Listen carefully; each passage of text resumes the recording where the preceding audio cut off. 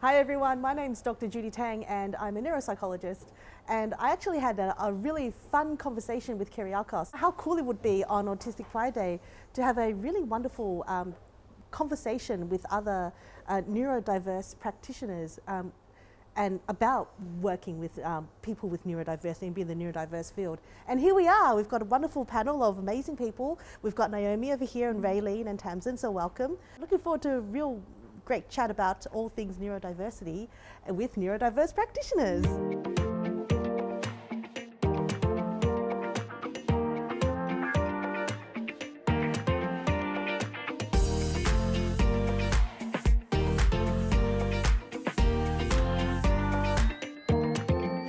I thought we'd start with just a bit of an intro, sort of our own careers and how we went with things. So if you're okay to start with it, Tamsin, sort of how you started and... Well, I think it goes back for me to growing up in a family where my dad was a GP, very passionate GP, and I remember him very early on saying, Tamsin, normal is just a setting on the washing machine. It does not exist. Everyone has this myth, and just everyone is different, and it's really celebrated. And that's why we're here today. Yeah. And I didn't quite understand it until I'd been a lawyer, I was in corporate affairs, and then I had kids. And my eldest, who is a wonderful boy, was diagnosed aged 8. And then it was like, this is what he means. But then I found the school system didn't suit him. They wouldn't adapt, and he was in a very flexible school. And I found Asperger's Victoria, and sort of from there, here I am, also coaching now in neurodiversity, so hoping to empower I understand others. You're the president, you're not just haven't found Asperger's Victoria. Well, there's a story there. It's tell us the story. Okay. So it's a community effort. It's not just me, and we're 80% autistic staff, and we're 100% lived experience, and we bring the whole community. So it's not just me. I am just the one that sort of keeps things moving. Very keen to talk about your coaching stuff later, so we'll see how we go. Raelene? For me, I guess my real journey probably started at university. I'd always been a bit interested in psychology and loved working with kids. I was a dance teacher in another life. And so studying at uni really cemented for me that psychology was something I wanted to do. And then my love of kids kind of moved me in that direction. And I started working in an early childhood intervention and then had my kids, and which I think is just a really common journey for a lot of people. My youngest was diagnosed autistic at 4, and so I was working in the industry supporting kids, and then also trying to figure out how to bring him up and support him the best way possible. Which has been quite a journey. And along the way, and only relatively recently for me, so I've worked very much in the neurodivergent field, moved from early intervention to starting my own practice, and worked with my husband then to grow that practice. And through that, and working more with neurodivergent individuals, and also meeting neurodivergent adults, light bulb started to... okay, hang on, all of those things that I thought, doesn't everybody do that? No, everybody doesn't do that. So I sought out a formal diagnosis about 3 years ago, and that was really empowering for me, I think, just to go, you know what, this is why I have the needs that I do, this is why I do things differently. It makes me a better psychologist, absolutely, and able to support the kids that I work with. And has also then allowed me to, through that journey, write books that have all been aimed around supporting parents of autistic children or clinicians working with autistic children. And now I'm actually working in play therapy at Deakin University as well. So just a few things on my plate, but it's all come from that love of psychology. I'm very lucky that my work is my special interest, and working with children and neurodivergence in general. And that's just pushed me further and further and further. And Naomi? Yeah. So I actually didn't start in psychology. I actually started with a science degree with a major in chemistry, and then shuffled across to psychology sort of after that. I realised What prompted the change? Yeah, Just out of curiosity. I realised I really wanted to work with people. People, okay. And yeah, I'm a pretty sort of deep feeling, complex human, and I really like to connect with others kind of in that way. And so yeah, so 20 years ago we sort of started on the journey as a counselling psych. And I chose counselling psychology because it comes from a very sort of humanistic perspective, and my whole kind of framework of, in my therapy room, in my work, is to kind of, meet with others sort of human to human and kind of get to know sort of who they are in that space. I've spent my whole 20-year career working in very rural areas in the northwest of Victoria, which is a really lovely, interesting space to sort of work in, and it's given me a great sort of diversity. I have realised very recently, and only been sort of diagnosed at the end of last year, so it's very, very new. Had always sort of thought that, I saw some things in myself, but yeah, it's very, very recent that I have been, and that's been an interesting journey. So I guess for the four of us, we kind of landed ourselves into people professions, and I suppose stereotypically people would think that those that are neurodiverse perhaps aren't the best when it comes to peopling. So I'd be very keen to hear your thoughts on how we could challenge that, because I feel like there's actually a bit of a superpower when it comes to neurodiversity and peopling. I know for myself, I do a lot of thinking around how to people, how to people well, and it works out very well for me. So very keen to hear, as for example, with your coaching and all that kind of stuff. I'm in favour of the double empathy theory, which really is that when you have autistics or neurodivergent together, you don't have communication barriers because that you get each other and you can just see that flow. Whereas when it's a neurotypical who's really stuck in their neurotypical ways, and that's when you get a communication barrier. And also, I think very much in employment, where I do a lot of my coaching, the systems and the way everything's set up, recruitment, HR and everything, it eliminates people who communicate differently. So that's where it sort of spins out anyone, and same with the education system. It spins out those who communicate differently. So I think it's there's a mismatch in the worlds, and we try and bridge it. We were talking earlier about, whether we should mask or not in this and be authentic. And I sort of think I try and be as authentic as possible. And then the communication does tend to change a little bit. But there are situations where you need to mask, as we were saying, so that you can manage the situation and stay calm. I am just, again, very lucky that my special interest is my job. I connect really well with kids, neurodivergent kids, and I can, I think, unmask a lot with my clients and connect with them and relate to them and support them. And often, just like me, neurodivergent children often have neurodivergent parents, whether they know it or not. And so that helps in my work and, being able to communicate. And even, I guess, communicating with other professionals, I find that works really well. I do struggle socially with neurotypical people.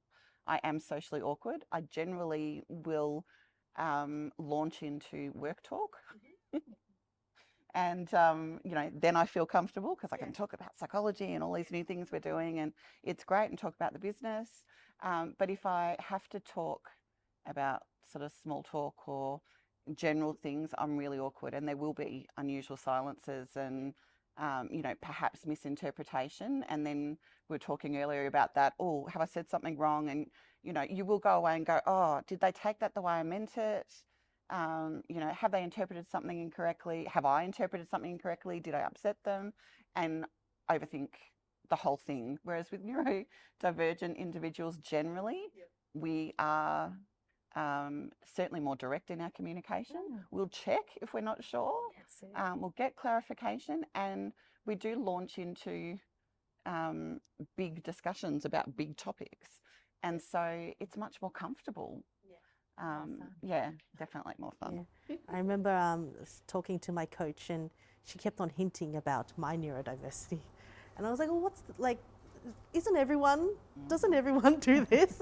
It's like, no, actually, you know, people don't usually overthink so much when they talk to people and have all these rules in their head. I was like, wow, what a life they must have. But anyway, Naomi, how about for yourself in terms of? Yeah, so it's been interesting actually sort of reflecting back, because I was always the child that was always the observer, sort of on the outside watching, and I think that's actually served me really well sort of in the work, because I sort of get to sit sort of in that space, kind of observing patterns, and all of I can be sort of there, sort of completely present with the other person. I think the other thing that I've really noticed is that because I don't sort of see the social hierarchy, and so in the work that I do, I love to kind of bring myself sort of to the same level as whoever it is that I'm working with. And so, meet them sort of in that sort of very sort of collaborative way. So I really noticed that too. And I think that sort of changes, changes everything. Yeah. For your before and after diagnosis, is there any kind of one or two things that kind of stood out to you before and after diagnosis when it comes to your work as a psychologist or? Yeah. I actually think it probably, not really, I haven't changed the way that I work at all. I've probably actually just become more self-compassionate and more understanding of myself, and it's just been amazing to be able to sort of now understand, the reason that I do what I do, because I think it actually sort of flips the other way. I'm not who I am because of what I do. I do what I do because I am who I am. How about for yourself, like before and after? I think like Naomi, I don't think I've changed anything about the work that I do, other than learning more and more about neurodiversity of family practice, for example, which would have happened because that was the progression of where I was going, I think, anyway. But it's been more prominent probably since my own diagnosis. For me, I think it was more about that concern, perhaps an overhang of fitting in from a very early age and trying to figure out where I fit. Concern that coming out as autistic, I wouldn't be accepted by the neurodivergent community because I'd already been working in the field as a neurotypical. And then the flip side of that was not being accepted by neurotypical peers, because suddenly I'm identifying as being autistic and disabled, and what does that mean, as a practitioner? So there was this real, should I tell people, should I not tell people, how do I do this? And for me, it was about, I'm working with all these amazing people, and my family are neurodivergent, and I would be lying to myself, but also doing them a disservice not to let people know that is who I am, and be able to be authentic. So if anything, I think it's enhanced my ability to not doing it differently, but perhaps from an external point of view, being able to connect with my neurodivergent clients and their families, because they do know that I get it, and they really know I get it. Whereas before it was just, oh yeah, she seems to get things, and they're like, now, oh, okay, she really understands. How do you all feel like the field of, like the helping field, the peopling field is when it comes to having neurodivergent practitioners working with neurodivergence? Do you feel like there's a bit of a growing acceptance for it, or still a bit of a pushback? Well, we've got or lived experience coaches, and I'm the coach, and I am told that there's a different level of understanding. And also you're aware of the differences, but you're appreciating them as you go, and the way you communicate and that sort of thing. You appreciate the differences. And I mean, the important thing in any of our practice is to see the individual as a whole. They're a wonderful person sitting in front of you. You don't see a diagnosis sitting in front of you. So, you know, you're seeing their strengths and you're helping them with their challenges. So I think it's that sort of perspective is really important. Yep. And I see that, you know, in AV, and I think throughout our community, it's just really important to take a strengths lens on all of us. I don't know. Yeah, definitely. I do think that there is still, you know, there are so many myths still about being autistic and neurodivergent in general.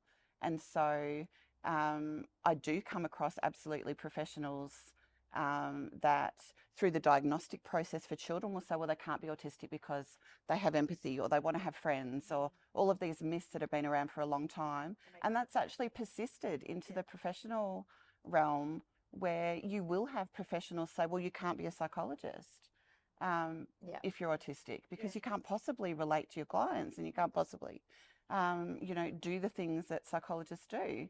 And I mean, I'm sure Naomi agrees, it enhances our work. Absolutely.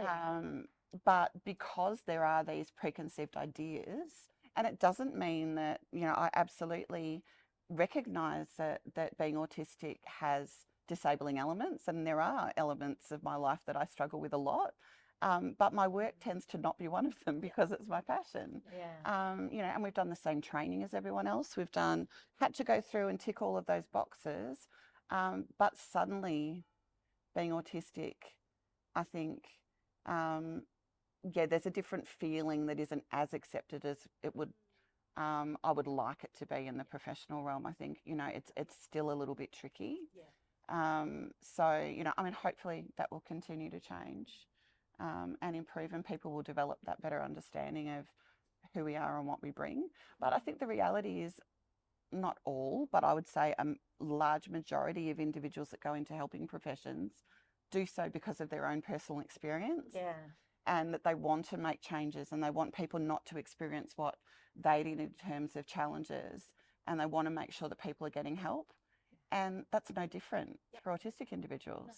Perfect. What do you reckon, Naomi? Yeah, no, I completely agree. I think it's interesting sort of, you know, talking to other practitioners, and I think there's more and more of us kind of starting to identify ourselves now, which is really lovely. I know for me, and again, sort of that reflecting back, there's still a lot of reflecting back happening at the moment. But, you know, just over 20 years, people, like clients coming in sort of sharing space that are, you know, holding space with them saying to me, you're not like any other psych I've ever worked with before.